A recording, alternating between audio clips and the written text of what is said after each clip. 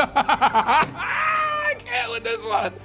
Don't make a goal that if it doesn't happen, the world's going to come to an end. I don't know if that's a good goal.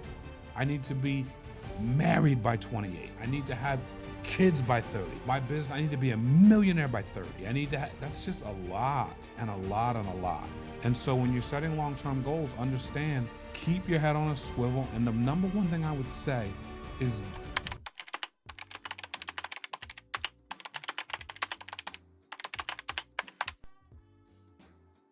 yeah, I think there's definitely a balance between what's a long-term goal and what's a short-term goal, or what can you accomplish in a short amount of time versus what you can accomplish in a long amount of time. A lot of people will overestimate what they can do in 2 months, 3 months, 6 months. They overestimate a short period of time, and they underestimate what the long-term could look like. And for me, I just think that's fatal.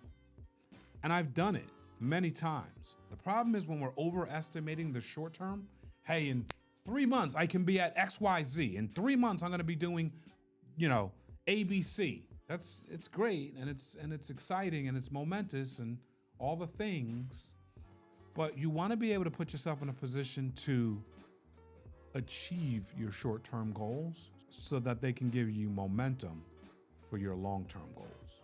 And when you think about short-term versus long-term, I've learned in my life to strategically set those two things up. I don't mind being aggressive on a short-term goal. Let's just call it a year. Hey, by the end of the year, I want to be at Y. I want to sell, $500,000 worth of widgets. I want to have, a new car by the end of the year. I want to, in the next, 6 months, I want to hire my first staff person. Okay, I'm not mad at that. I love it actually. How are we going to set it up so that it actually can come to pass, or so that you can be somewhere within the range of the goal you set? It's okay if you fail on a short-term deadline. It's just not okay if you fail every short-term deadline, because you're not setting yourself up for your longer-term goals. Yeah, when you're looking at short-term goals versus long-term success, the role of consistency is vital. Why? The most important thing you have is consistency. You waking up every day trying to get after it. Doesn't mean you can't have a bad day. Doesn't mean you can't have a bad morning. Doesn't mean you can't have a bad week, but you have to stay consistent. Short-term goals are designed for sprints. Long-term goals are designed for distance. Having short-term goals that look and feel like check marks are massive when you're tracking a long-term goal. Understand this, every short-term goal does not need to align with your long-term goal. But when you have an array of short-term goals, they better lead up. There better be a portion of them that lead up to your long-term goal or goals, because otherwise you're just spinning in the wind, and you don't want to do that. You do want to be able to sync. You want to be able to draw lines from one goal to the next goal to the long-term goal eventually. And so when you think about consistency in that, you got to show up every day. You have to be willing, ready, and able to accomplish the thing that you put in front of yourself to go and do that. If I'm going out there every single day and my job is to help, if I'm doing mortgage sales and I'm trying to do 10 deals this month. Well, I can't do 10 deals if I don't track. I can't just show up on the 30th day and 10 deals are closed. I have to know how many appraisals I need to order. I have to know how many people I need to talk to. I have to know how many yeses I need on deals. I have to know how many deals I need buttoned up in process to the processor for me to get to 10. All the things I mentioned are the short-term goals. The long-term goal is 10 deals. And so I start aligning, and I know that I probably need to get to 14 deals submitted to close 10. That's massive if I want to close 10 deals. I heard Michael Jordan once say, if I want to average 32 points a game, it's very easy. I just need to score 8 points a quarter. When you think about Michael Jordan and how elite he is, you go, that makes sense. Now, can everyone say that? Of course not. Not everyone's Michael Jordan. And so you want to put yourself in a position where the goal is realistic, but it's also tracking to get you to your big goal.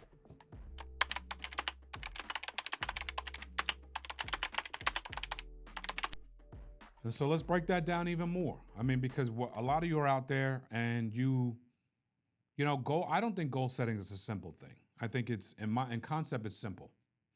I think you learn how to really set goals well by failing a lot. Let's start there. Don't beat yourself up for failing. Don't beat yourself up for having a BHAG, a big, hairy, audacious goal that didn't come to pass. Okay? You need BHAGs. You need big, hairy, audacious goals. And they may not always come to pass in the time frame you want. But are you tracking? Every goal, every big goal or long-term goal doesn't have to be 10 years out. I mean, like I said, I just gave you the mortgage example. That was a 30-day goal. It might feel like short-term, which it could be looked at as short-term if I'm looking at it yearly, but I still got to do a lot of things right to get to 10 deals at the end of a month. And I can't treat it like it's just some haphazard thing that I'm going to casually do. If I've mastered it, then I can treat it haphazardly because I can do the goal in reverse. If I've never done it or I can't do the goal in reverse, don't be cocky. Don't act like you got this thing under control. Break it down. Write it down. Write down what really needs to happen in order for you to know how to track this thing. And so if you don't know how to track a goal short term, be a little bit more aggressive in the time that you need. So if you want to do 10 deals in a month and you need to talk to 10 people a day in order for that to happen, if you work 5 days a week, you're gonna be talking to 50 people a week. That's your goal. You have to talk to 50 people a week in order for 2.5 to 3 of those deals to go through process and close. But you know that 50 people might turn into 4 deals submitted. Okay, those are the numbers. I'm not mad about it. I'm actually excited. I'm excited that I was able to take something bigger, break it down into pieces, put a plan together to hit that. Now, how do I talk to 10 people a day? 10 people a day are not gonna buy.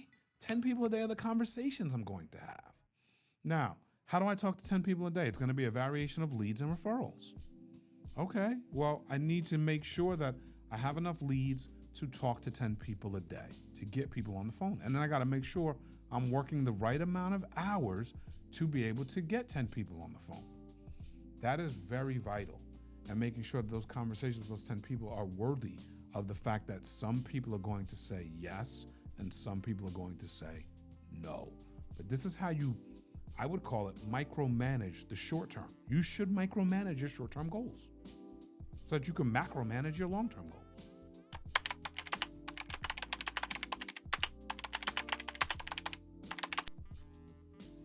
When setting long-term goals, I've had to reframe what success looks like a lot.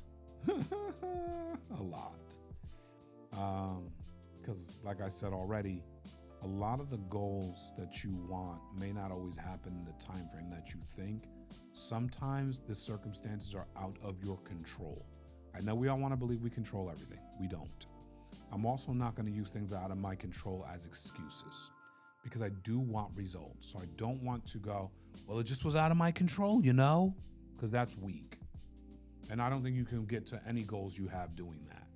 But sometimes there are situations you do not control. And you have to understand that. You control your attitude, you control your activity, you control your outlook on situations. Those are the things you can control. And so you want to try to micromanage those things as much as possible, while understanding the rest of the stuff you have zero control over. You can't try to control or micromanage something you don't have any control over. You're going to drive yourself insane. And so when you're setting long-term goals, understand, hey, keep your head on a swivel. And the number one thing I would say is don't overjudge yourself. Do not overjudge yourself and put yourself in a position where depression is the answer. Collapsing is the answer.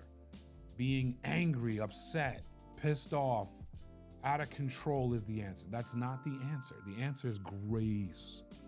Grace. Am I perfect at this? Absolutely not. Have I been perfect at this in my career? Absolutely not. Have I learned this better and better every day and every year? Yes, I have. And so I'm going to give you free game so that you can take something and use it right away. Do not overpressure yourself. Do not overjudge yourself. Don't make a goal that if it doesn't happen, the world's going to come to an end. I don't know if that's a good goal. I need to be married by 28. I need to have kids by 30. That's just a lot and a lot and a lot. My business, I need to be a millionaire by 30. Listen, these aren't bad goals, but if they're long-term goals, they need to be set up in a framework of how much control do I have over this? That's the number one thing. But then as you start aligning your short-term goals, you're going to start allowing yourself. Short-term goals are amazing because they allow you, those are the most realistic approaches to life and to execution and to getting things done, which end up usually and hopefully getting you to that long-term goal.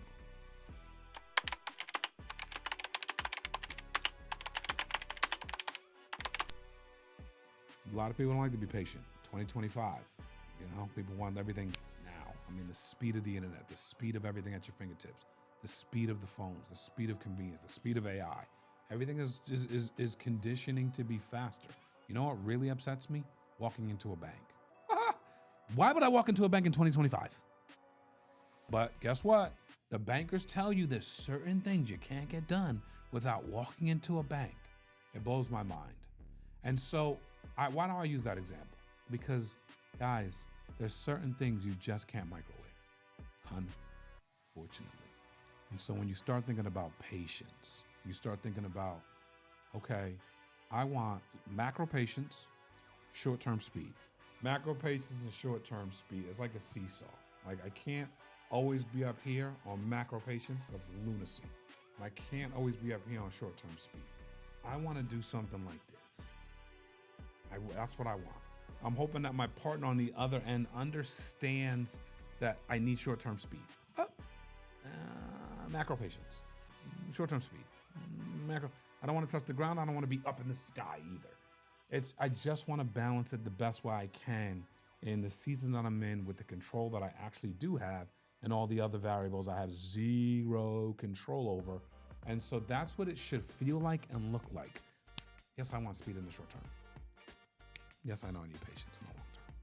And so you're going to teach yourself patience. I would say, as a old saint and preacher once told me, don't pray for patience because you will be tested. But you need to learn patience. And all that means is you need to learn how to not be addicted to short-term speed. You need short-term speed as a weapon. You need short-term speed as a tool.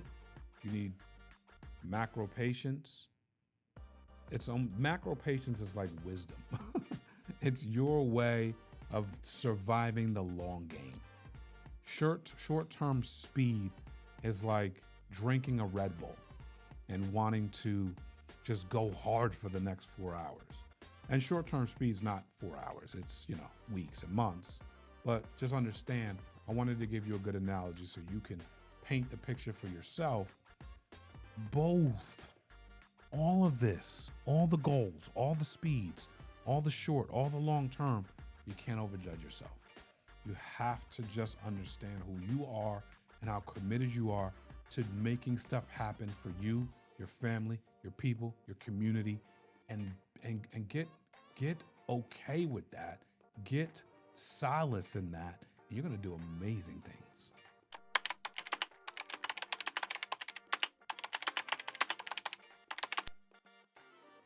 Here's what I know. Speed of the leader, speed of the pack. If things feel like they're going slow, it's something you're doing as a leader that's not working. And that's okay. I've been there plenty times in my life. But the good news is you get to look in the mirror and check you. Speed of the leader, speed of the pack. The pack is slow. If everything is slow, it's you. Maybe you're taking too long to make decisions. Maybe you start too late every day. Maybe you end too early every day. Maybe you don't get through enough of the task on the day. Maybe you don't get back to people in a timely fashion. It's okay.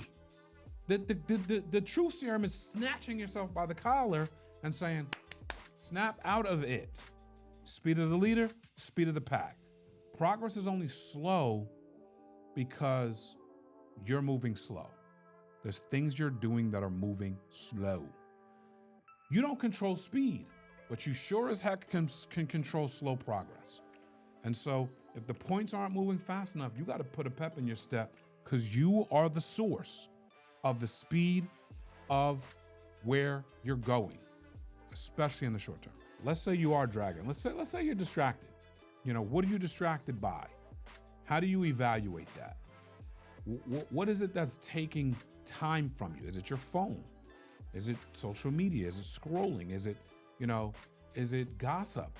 Is it freaking someone new that you're dating? Like, what is your goal? Is it the fact that you're in a different season of your life? Did you just have a newborn baby? Find out what it is. The first thing is you got to come face to face with what it is.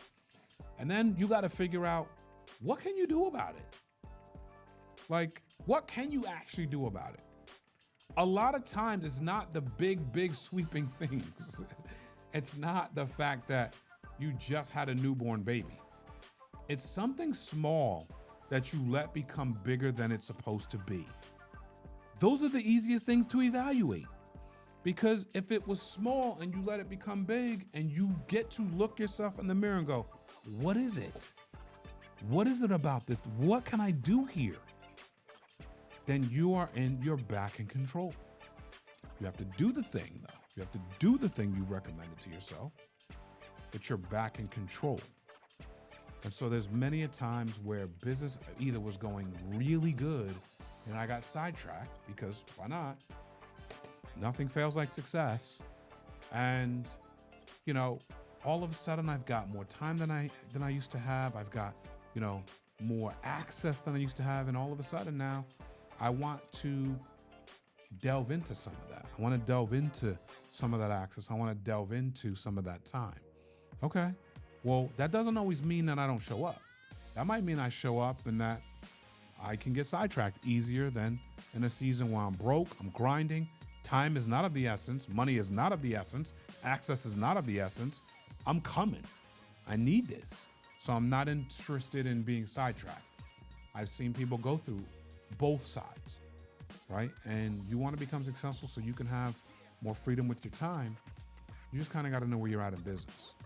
And so you also got to know where your success gauge and barriers are.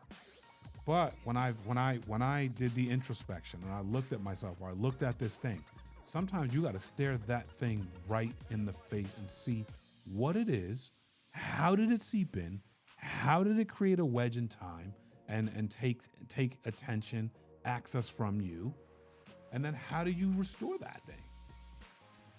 And when you do that self-eval, a lot of times you can come out on top.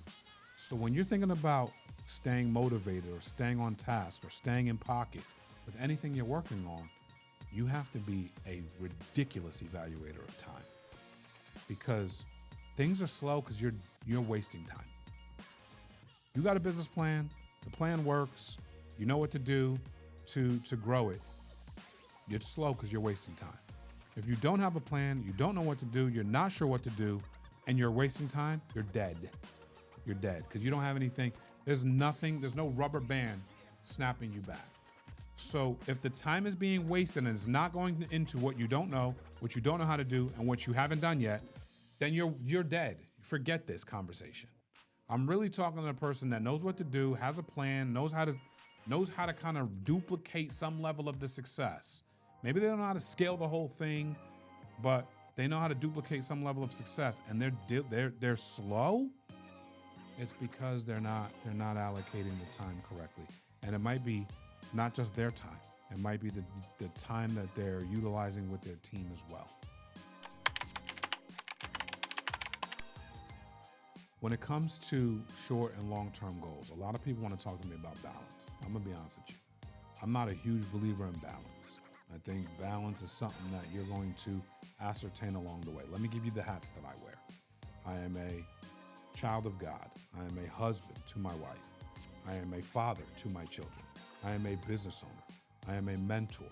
I am a person inside of my community who helps out. I serve at my church. I talk to people inside of my business in all different parts of the country. I mean, let's just stop there. Do you think I'm actually balanced? I'm not. Now, do I manage time? You better believe it. Because you have to be able to manage time.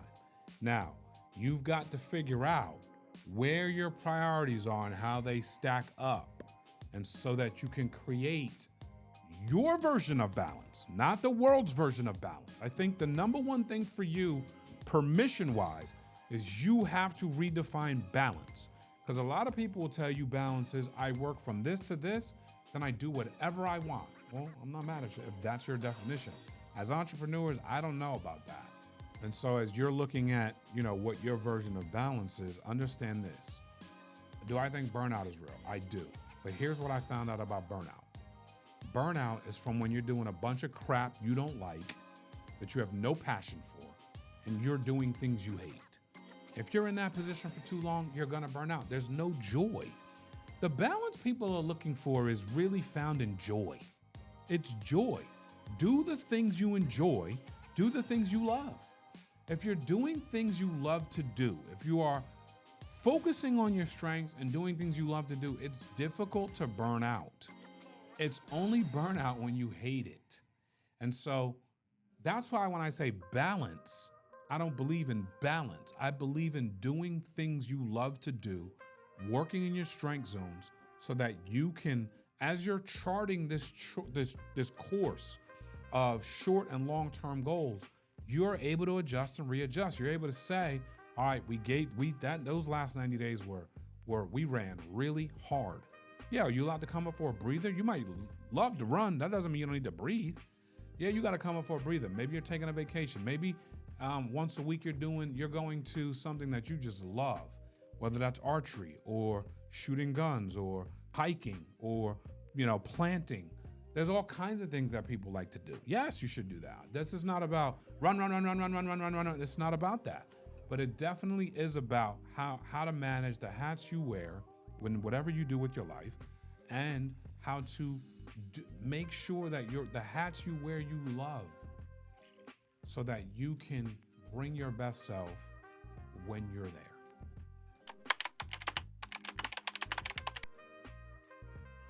So how do you find what you love? You've got to constantly review where you are and make adjustments. Making adjustments is it's like a game plan in basketball, football. I love football. It's a serious game of adjustments. What do these guys do? How do they come out in the first quarter? How do they start the game? What do we need to adjust to? We go into halftime. What are they doing? How is the defense applying pressure? How are they creating wedges in the offensive line? How are they getting the ball out that quick? What are they doing to try to take away our strengths? We have to adjust. We have to review the tape and adjust. If we can do that, it's so refreshing to go in the locker room, review the tape, make an adjustment, drink some water, come out with your hair on fire, and start picking apart the thing that was eating you alive, because you invested time in reviewing and adjusting.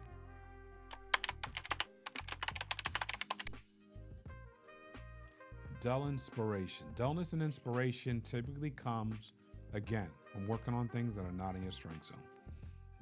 Imagine this. So take me. My weakness is organization, from a standpoint of like paperwork and putting things in a proper place and making sure things go back where they belong in their specific place. That's a weakness of mine professionally. Okay? Maybe even personally. Probably personally. But if I spent most of my time trying to organize things, I'll be burnt out by the end of the day. Forget about burnout. I'll be dead by the end of the day. It's not what I want to do with my life. It's not what I want to do with my time. So what I do is I bring in someone, an assistant that is good at that, because it's not my strength. And so I'm not going to do it. That doesn't mean I'm not going to have organization, because that's ludicrous. I don't want to be a mess. I'm very organized, but I hire people that I utilize in their strength zone. When someone tells me in an interview, I'm very organized, they freaking love it, dude. When they love it and they're doing it, they're excited. I'm not excited, but they're excited. So I work with people in their strength zones. I don't want to bring in a chef and tell him what the menu's going to be. Why is he a chef? Why'd I bring him in to control him? I want to bring in a chef that's going to tell me what the menu's going to be. Because they're being creative. They're excited. They want the shock and awe. They want the ability to surprise. They want the ability to create. It's what people want to do. And so we're going to give them that. We're going to give them that based on, listen, if I open up a position, I'm going to create a job description. That job description is going to be posted on a job board. And I'm looking for people that not only fill the job description, but enjoy the job description, so that when we put them in that position and they start doing those tasks, they're excited. But if I move them over here, if I take my video producer and I say, hey, can you balance the books for us? How long?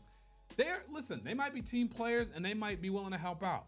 How long do you think they're gonna wanna balance the books, not shoot video, not edit video, not work on adjusting lighting, not look at stuff and be happy? They're not. It's not what they came there to do. That doesn't mean that they might not help you adjust the books for a week, but you try to make them a bookkeeper and you shut them down.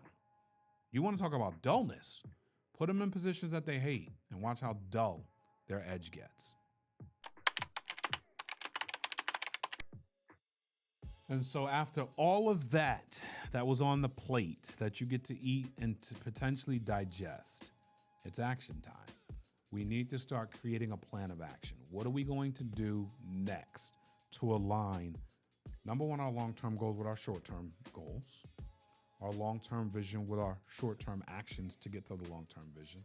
And how do we create short-term goals all in of themselves that may not be pointing strongly at the long-term goal, but these things. So let me give you an example.